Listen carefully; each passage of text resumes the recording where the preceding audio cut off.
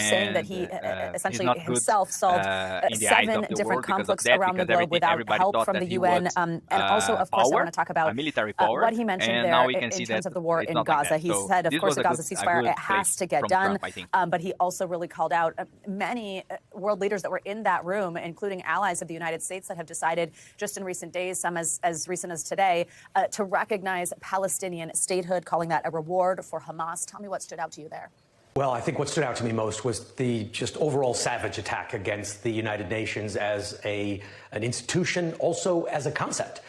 He said that not only was it a waste of time, that it was an ugly building, that it was overcost, that he could have built it better, that it was pushing a internationalist, sort of globalist immigration agenda and a green agenda.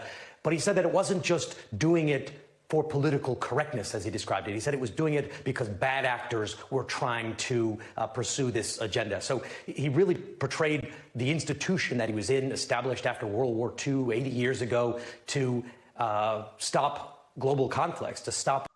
But Trump is again right here, though, because the United Nations was created after the World War to try to avoid any war. And he was right when he said that United Nations is not avoiding anything right now. Every conflict that we have are relying on different countries to solve it. And United Nations, like the League of Nations before, is doing the same paper, which is zero.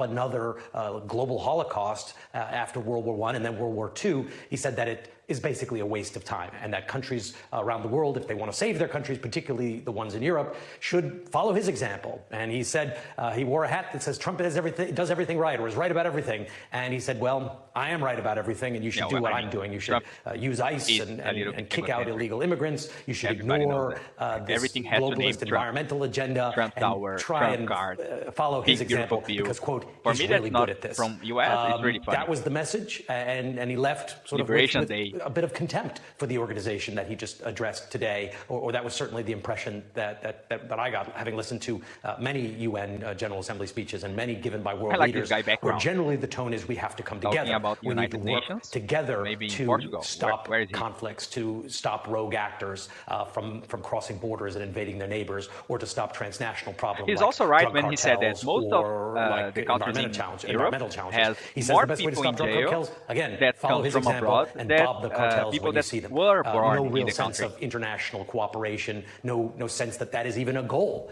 He thinks it's a waste of time. I think that in general is the clear message that he was delivering today for over an hour and a half.